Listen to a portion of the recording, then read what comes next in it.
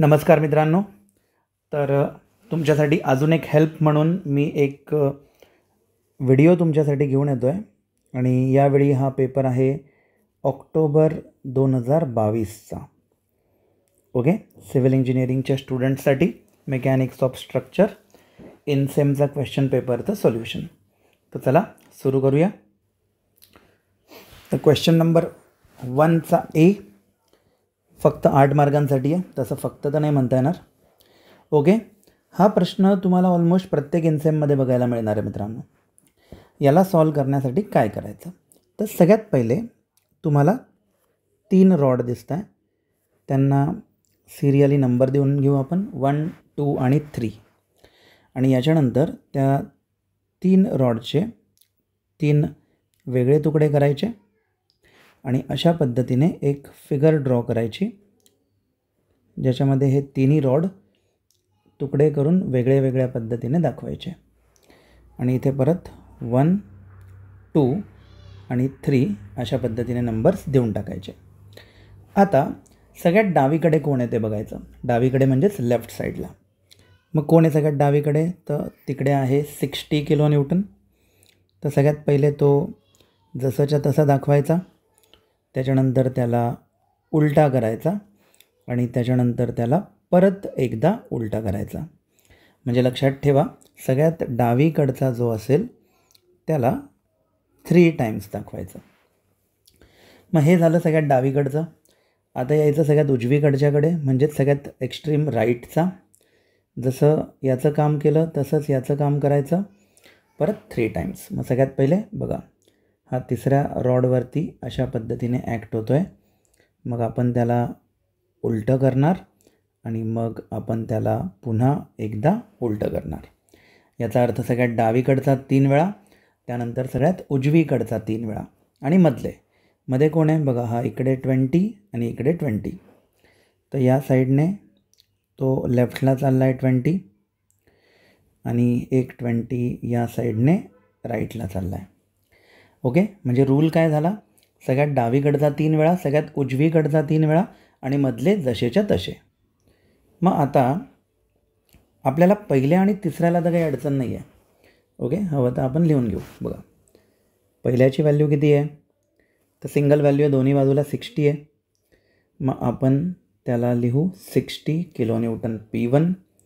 त्याच्यानंतर तिसऱ्यालाही अडचण नाही आहे, त्याची पण व्हॅल्यू 60 किलो न्यूटन आहे. बट जर आपण दुसऱ्या रॉडला बघितलं तर इकडे थोडी गर्दी आहे. बघा, या साईडला 60 आणि 20 दोघंही ओढत आहे. आपल्याला 2 नाही, आपल्याला एकच नंबर लागतो. मग जर 60 आणि 20 दोन्ही पण ओढतील तर त्यांचा कंबाईन उत्तर येईल 80. आणि जर उजवीकडचं उत्तर 80 आहे तर डावीकडचं उत्तर पण 80 असायला पाहिजे, जे की येतं पण आहे. बघा, इथे पण 60 आणि 20 ओढत आहे. मग आपल्याला एक सिंगल नंबर मिळाला आहे, तर याला आपण म्हणणार P2 is equal to 80 kilo newton. तर बघा, P1 मिळाला, P2 मिळाला, P3 मिळाला.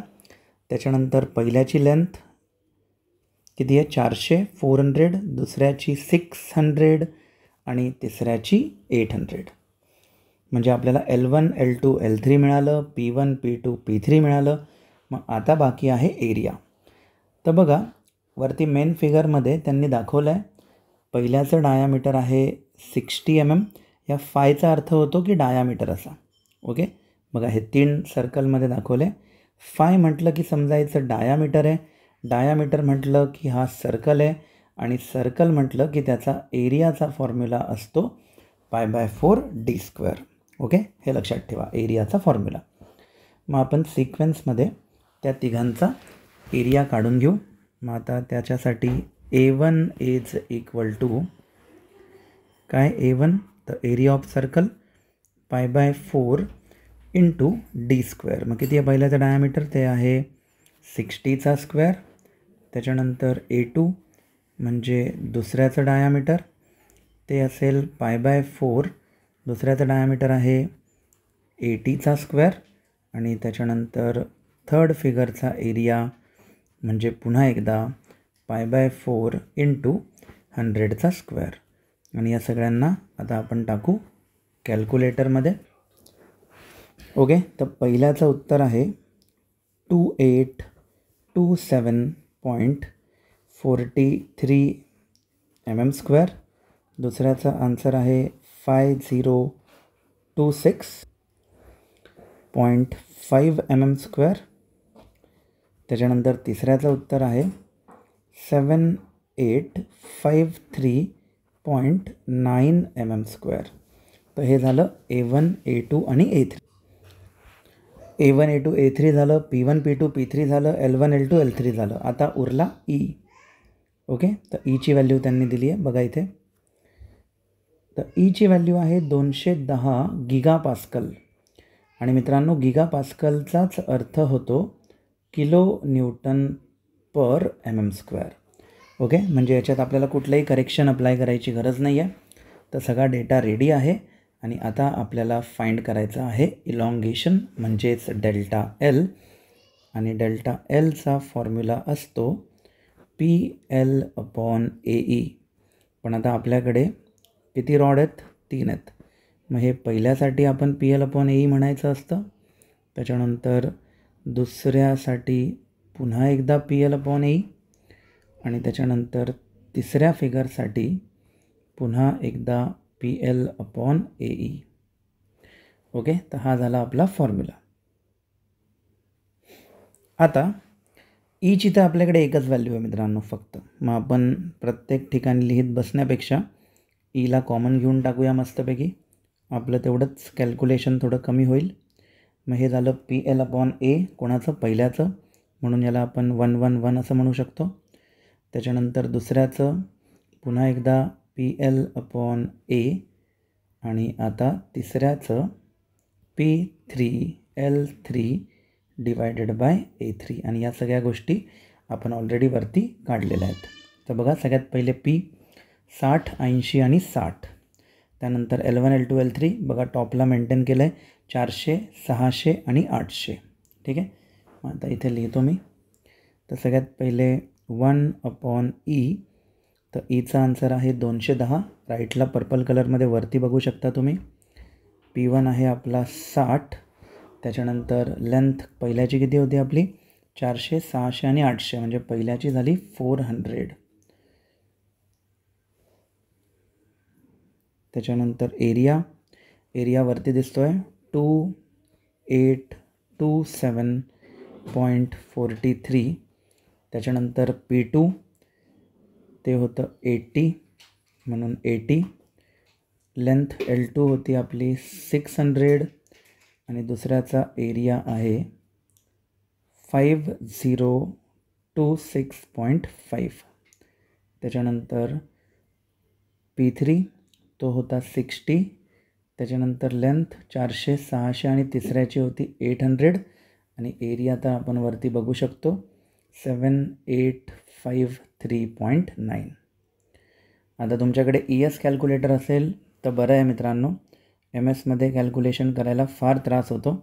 स्वतःचं नसेल तर एखाद्या मित्राचं मागून घ्या 2 मिनटासाठी कॅल्क्युलेशन पुरतं. आणि हे उत्तर आहे 0.1149 mm. आणि अशा पद्धतीने आपलं 8 मार्काचं पहिलं सम संपलं आहे. आणि आपला व्हिडिओ पण आत्ताशी 8च मिनटांचा विथ इंट्रोडक्शन सगळं समजावून झालेलं आहे. ओके, म्हणजे 1 मिनटात 1 मार्क पडू शकतो. 30पैकी 30 मार्कांसाठी तुम्हाला फक्त 30च मिनटांची गरज आहे. आणि तरी पेपरला 1 तास दिलेला आहे. याच्यावरून तुम्हीच अंदाज लावा की किती सिम्पल आहे. ओके, तर बघा मित्रांनो, तुम्ही स्क्रीनवर बघू शकताय गौरव बुराडेज GBSA हे माझ्या ॲप्लिकेशनचं नाव आहे. जर तुम्ही अँड्रॉईड युजर असाल आणि जर तुम्ही आयफोन युजर असाल तर तुम्हाला डाउनलोड करायचं आहे क्लास प्लस नावाचं ॲप. आणि त्याच्यामध्ये ऑर्गनायझेशन कोड जर विचारला तर HXCSO हा आपला कोड आहे. आणि या ॲप्लिकेशनवर जर तुम्ही गेले तर फक्त 349 रुपीजमध्ये मॉसच्या इन्सेमचा पूर्ण डिटेल कोर्स तुम्हाला अवेलेबल आहे, ज्याच्यामध्ये पूर्ण पेपर सोल्युशनपासून तर सगळ्या गोष्टी एकदम सॉर्ट आऊट करून एक 15-16 व्हिडिओजचा बंच तयार करून ठेवलेला आहे. ओके, तर तुम्हाला जर हा व्हिडिओ आवडला असेल तर तुम्ही एकदा त्याच्यात पण गो थ्रू करू शकता. ओके, चला आता आपण नेक्स्ट क्वेश्चनला सुरुवात करू. चला मित्रांनो, तर हा आहे पुढचा प्रश्न. RCC column. आता RCC कॉलम म्हटलं की तुम्ही जर दोन्ही इन्सेमचे पेपर बघाल तर दोन्ही इन्सेममध्ये हा प्रश्न एकदम कंपल्सरी आला आहे. त्यामुळे याला आपण म्हणूया इम्पॉर्टंट टॉपिक आणि या टॉपिकचं नाव आहे कंपोजिट सेक्शन. आणि जसं की मी तुम्हाला सांगितलं माझ्या ॲप्लिकेशनमध्ये कोर्समध्ये तिथे याच्यावरती सेपरेट पूर्ण डिटेलमध्ये याची डेरिवेशन आणि 5-6 सम सॉल्व करून सगळं काही रेडी करून ठेवलं आहे. तर आता आपण हा एक्झाम्पल बघू. तर त्यांनी म्हटलं एक कॉलम आहे आणि त्या कॉलमची साईज आहे 500 बाय 500. तर तुम्ही इच्छा असेल तर अशा पद्धतीचे एक फिगर ड्रॉ करू शकता.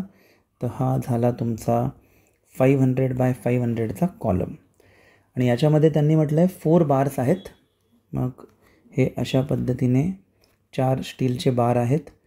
4 आहे म्हणून 4 आणि 20 mm आणि फायचा अर्थ होतो डायामीटर. ओके. मग आता आपण सगळ्यात पहिले या कॉलमचा एरिया काढणार जो असतो ग्रॉस एरिया.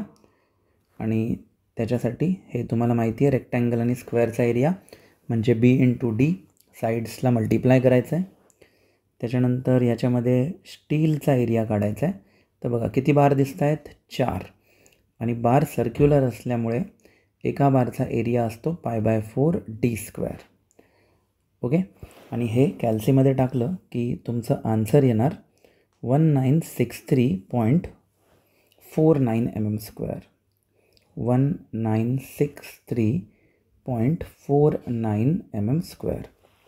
आता ग्रॉस एरियाचा अर्थ होता पूर्ण कॉलमचा एरिया ज्याच्यात स्टील आणि कॉन्क्रीट दोन्ही आहे. पण आता समोर जो कॉलम तुम्हाला दिसतो आहे याच्यातून हे जे 4 बार जे की डार्क करतो आहे बघा मी, जर हे काढून घेतले आपण तर काय उरेल? कॉन्क्रीट उरेल. मग काढून घेणं म्हणजेच काय? तर सबस्ट्रॅक्शन करणं. मग ग्रॉस एरियामधून जर आपण स्टीलचा एरिया मायनस केला म्हणजेच 500 बाय 500 जो की आहे तुमचा ग्रॉस एरिया याच्यामधून आपण मायनस केलं 1963.49 तर आपल्याला मिळणारा कॉन्क्रीटचा एरिया असणार आहे 2,48,036 म्हणजेच 2,48,036.51 mm². ओके. तर हा झाला फक्त कॉन्क्रीटचा एरिया जो ग्रॉस एरियामधून स्टील मायनस केल्यानंतर आपल्याला मिळाला. आणि दुसरा कामाचा आहे तो आहे स्टीलचा एरिया. ओके. बघा 2 मटेरियल असतात कंपोजिट सेक्शन या टॉपिकमध्ये. इथे ते 2 मटेरियल आहे स्टील आणि कॉन्क्रीट आणि त्यांचे सेपरेट एरिया आपण काढून घेतलेत. याच्यानंतर त्यांनी म्हटलं आहे की Young's modulus of steel to concrete is 13. तर हा जो नंबर आहे याला म्हणतात मॉड्युलर रेशो. तर पुढे आपण ही इक्वेशन यूज करतो. तर फॉर्म्युला ॲक्च्युली असा असतो σ1 divided by σ2 okay is equal to E1/E2. पण आता इथे आपण 1, 2च्या ऐवजी मटेरियलचे नावं लिहू म्हणजेच स्टील आणि कॉन्क्रीट. आणि हा जो रेशो आहे तो वरती ऑलरेडी दिला आहे बघा जिथे मार्क्स लिहिले आहेत ना 8 मार्क्स त्याच्या बाजूला 13. ओके. परत दाखवतो आहे बघा हा इथे. तर हा रेशो दिला आहे त्यांनी 13 म्हणजे हे असं होईल आता की sigma steel divided by sigma कॉन्क्रीटची व्हॅल्यू आहे 13. याचाच अर्थ आपण म्हणू शकतो की सिग्मा स्टील जो आहे तो 13 टाइम्स सिग्मा कॉन्क्रीट इतका आहे. आणि याला आपण म्हणू इक्वेशन नंबर 1. ओके. आता पुढे तर पुढे याच्यामध्ये इक्वेशन अशी असते P is equal to σ1A1 okay. पण आपण 1ला म्हटलं आहे स्टील प्लस σ2A2 म्हणजेच sigma concrete into area concrete. आता बघा वरती टॉपला तुम्हाला व्हॅल्यू दिसते 600 kN. ओके. तर हा आहे तुमचा लोड ज्याला आपण P असं म्हणतो. मग आपण इथे लिहिलं P 600. त्याच्यानंतर सिग्मा स्टील बघा इक्वेशन नंबर 1 काय लिहिलं इक्वेशन नंबर 1मध्ये की सिग्मा स्टील जो आहे तो 13 वेळा सिग्मा कॉन्क्रीट आहे.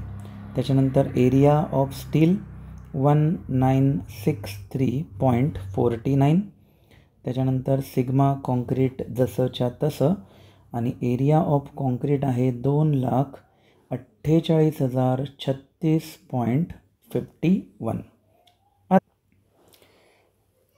आता बघा, हा जो सिग्मा कॉन्क्रीट आहे इथे आणि इथे, तर तुमच्या कुठलाही MSES जे काही कॅल्सी असेल तुम्हाला याच्या जागेवर फक्त एक्स लिहायचं आहे मित्रांनो, आणि डायरेक्ट शिफ्ट सॉल्व केलं की तुम्हाला एक्सची व्हॅल्यू मिळेल, म्हणजेच सिग्मा कॉन्क्रीटची व्हॅल्यू मिळेल आणि ती आहे 2.19 Nm/mm².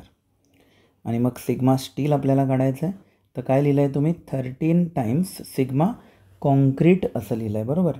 म्हणजेच 13ने सिग्मा कॉन्क्रीट ज्याची व्हॅल्यू 2.19 आली आहे त्याला जर मल्टिप्लाय केलं तर आपली व्हॅल्यू असेल 28.51 Nm/mm². आणि मित्रांनो, आणखी एक प्रश्न 8 मार्कांसाठी आपला संपलेला आहे बघा इथे. ओके, एवढं सिम्पल आहे खरंच. आता बघा नेक्स्ट, हा तर फक्त टाईमपास केला युनिव्हर्सिटीने, इतके सोपे प्रश्न कसे टाकले असतील हा तर मलाच प्रश्न पडतो मित्रांनो. तर सगळ्यात पहिले त्यांनी म्हटलं आहे a steel wire of length 500 mm. आपण डेटा लिहून घेऊ. लेंथ आहे 500 mm. त्याच्यानंतर subjected to an axial pull म्हणजेच P 25 kN दिलं आहे. त्याच्यानंतर म्हटलं फाइंड द डायामीटर, याचा अर्थ D काढायचं. त्याच्यानंतर स्ट्रेस दिली आहे 190 मेगापास्कल, तर मेगापास्कलचा अर्थ असतो Nm/mm². ओके, आणि त्याच्यानंतर म्हटलं आहे शेवटच्या लाईनमध्ये बघा इलॉंगेशन दिलं आहे त्यांनी. इलॉंगेशन आपण दाखवतो डेल्टा Lने आणि त्याचं उत्तर आहे 0.5 mm. आता या एक्झाम्पलला तुम्ही नीट बघितलं तर आपल्याला सगळीकडे दिसतं आहे बघा. लेंथमध्ये दिसतं आहे, सिग्मामध्ये दिसतं आहे, डेल्टा Lमध्ये पण दिसतं आहे, पण P एकटा आहे की जो किलो न्यूटनमध्ये आहे. ओके, आणि त्याच्याचबरोबर जर सिग्मा बघितला तर इथे न्यूटन आहे. मग वातावरण जे आहे ते एक तर न्यूटनमय असलं पाहिजे किंवा किलो न्यूटनमय असलं पाहिजे. ओके, मग आपण वरच्या किलो न्यूटनला 10⁻³ मल्टिप्लाय केलं की आपल्याला उत्तर मिळेल न्यूटनमध्ये. आणि आता आपल्यासमोर जे काही दिसतं आहे तर नीट बघू शकता तुम्ही, सगळ्या गोष्टी न्यूटन आणि MM-मध्ये. तर मित्रांनो, युनिटमध्ये एक गोष्ट तुम्हाला सांगून देतो मी की बंधन काहीच नसतं की MM पाहिजे का मीटर पाहिजे का काय पाहिजे, सगळे फॉर्मॅट सेम पाहिजे. म्हणजे जर तुम्ही किलो न्यूटन घेताय तर सगळ्या गोष्टी किलो न्यूटनमध्ये राहू द्या, जर मीटर घेताय तर सगळं मीटरमध्ये राहू द्या. तर तुमच्या मनाला वाटेल तसे कन्व्हर्जन करा, फक्त एकच गोष्ट स्टार्ट टू एंड दिसली पाहिजे, हे सगळ्यात महत्त्वाचं लक्षात ठेवा. मग आता आपल्याला त्यांनी स्ट्रेस दिला आहे आणि आपल्याला फॉर्म्युला माहिती आहे स्ट्रेस काय असतो. तर स्ट्रेस असतो P/A. स्ट्रेसची व्हॅल्यू आहे 190, Pची व्हॅल्यू आहे 25 × 10⁻³ आणि एरिया म्हणजे π/4d². ओके, डायामीटर विचारलं आहे म्हणजे सर्कलचा एरिया π/4d². तर याला कॅल्सीमध्ये रिअरेंज करून हे सगळं सॉल्व करता येईल. ज्यांना नाही आहेत त्यांची पण मदत करतो मी. बघा, हे 190, त्याच्यानंतर इकडे 25 × 10⁻³ आहे, तो π/4चा जो 4 आहे तो 3rd नंबरचा आहे, त्याला आपण वरती घेऊ शकतो, म्हणजे इथे उरेल πd². मग हा d² इकडे जाईल आणि इथे उरेल 25 × 10⁻³ × 4 आणि तो 190 इकडे येईल आणि पाय. ओके, मग हे उत्तर आपण काढू जे की d² मिळेल आणि त्याचा रूट काढू. तर हे आलं 167.53. पण आपल्याला डीमध्ये इंटरेस्ट आहे. मग डी काढताना काय करावं लागेल, तर हे जे उत्तर आलं आहे त्याचा आपल्याला घ्यायला लागेल √. ओके, आणि मग रूट घेतला की तुमचं आन्सर असणार आहे 12.94 म्हणजेच 12.94 mm. ओके, काय विचारलं होतं आपल्याला त्यांनी, मिनिमम डायामीटर आणि पुढे म्हटलं आहे also determine modulus of elasticity.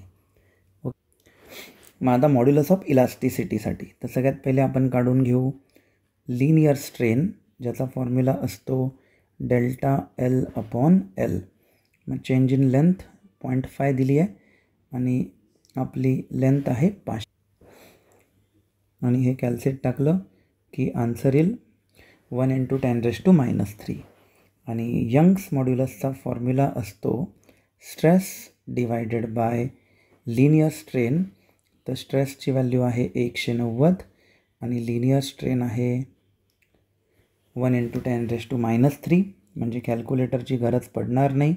हे 190 आणि खाली असणारे -3 वरती जाताना पॉझिटिव्ह होतील आणि हा झाला यंग्स मॉड्युलस किंवा मॉड्युलस ऑफ इलास्टिसिटी.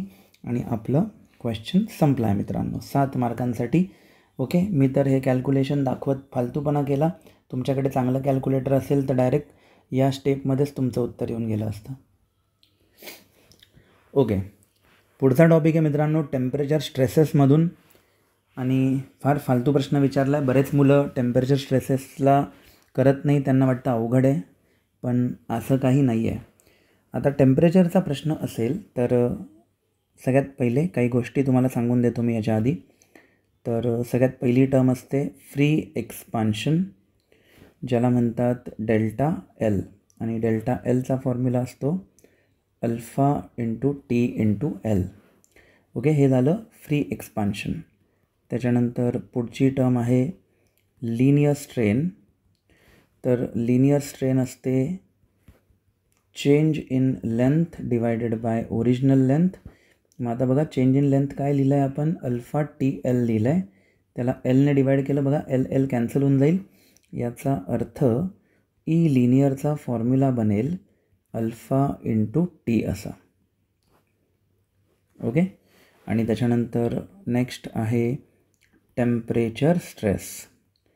एक्झाम्पलचं सोल्युशन खूप छोटं आहे म्हणून हे अशा पद्धतीने लिहून देतो आहे मी तुम्हाला. आता बघा याच्या अगोदरच्या सममध्ये पण आपण बघितलं होतं की ई काय असतो मित्रांनो, तर ई असतो stress divided by linear strain. मग त्या हिशोबाने सिग्माचा फॉर्म्युला काय होईल, तर ईला ई लिनियर मल्टिप्लाय करलो की हा ई लिनियर इकडचा असा इकडे येऊन जाईल. मग सिग्मा टीचा फॉर्म्युला असणार आहे कॅपिटल ई, आणि ई लिनियरची व्हॅल्यू वरती आपण याच्यामध्ये लिहिली आहे बघा बॉक्समध्ये. तर हा असतो टेम्परेचर स्ट्रेसचा फॉर्म्युला. तर मित्रांनो हे 3 आहेत महत्त्वाचे फॉर्म्युले, ज्याला आपण A, B आणि C असं म्हणूया. आणि आता बघू की आपला एक्झाम्पल काय आहे. तर प्रश्न असा आहे की हीटेड थ्रू 40 डिग्री म्हटलं आहे. ओके, थोडी जागा करतो मी. हां, तर 40 डिग्री म्हटल्यामुळे T आहे 40 डिग्री सेल्सिअस. त्याच्यानंतर 1 मीटर लॉंग असं म्हटलं आहे, तर 1 मीटरला आपण 1000 mm असं घेऊन टाकू. त्याच्यानंतर शेवटच्या लाईनमध्ये बघा अल्फाची व्हॅल्यू त्यांनी दिली आहे 12 × 10⁻⁵ पर डिग्री सेल्सिअस, आणि त्याच्याच नंतर ईची व्हॅल्यू गिगापास्कलमध्ये दिली आहे, याचा अर्थ kN/mm². ओके, बघा आज पहिल्याच एक्झाम्पलमध्ये एक्सप्लेन केलं होतं मी तुम्हाला, गिगापास्कल म्हणजे काय असतं, kN/mm² असतं, आणि इथे mm आहे म्हणून मी लेंथला mmमध्ये कन्वर्ट केलं बरं का, मला अजिबात हाऊस आलेली नाही आहे. आणि तुमचा प्रश्न आहे calculate the magnitude and nature of stress developed. Okay, stress विचारली आहे मित्रांनो. स्ट्रेसचा फॉर्म्युला हे बघा हा इथे. तर फक्त बघा सोल्युशन केवढं आहे, E × अल्फा × T. मग ईच्या जागेवर आपण लिहूया 210, अल्फाच्या जागेवर आपण लिहूया 12 × 10⁻⁵, आणि टेम्परेचर आहे 40. ओके, आणि हे सगळं कॅल्क्युलेट टाकलं की मित्रांनो आपलं उत्तर आलं आहे 1.008 kN/mm². ओके, आणि जर तुम्हाला न्यूटनमध्ये लिहायचं असेल तर 10⁻³ तुम्ही याला मल्टिप्लाय केलं तर उत्तर येईल 1008 Nm². आणि आता एक अजून महत्त्वाची गोष्ट तुम्हाला सांगून देतो. तर त्यांनी काय म्हटलं आहे बघा की एक स्टीलचा बार आहे 20 mm डायामीटर, लॉंग 1 मीटर, आणि तो गरम केला आणि एंड्स क्लॅम्प्ड बिफोर हीटिंग.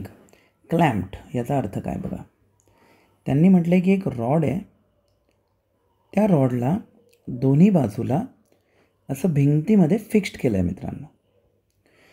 ओके, मग आता होईल काय, जर तुम्ही याला गरम कराल, किती डिग्रीने गरम केलं आहे, 40 डिग्रीने.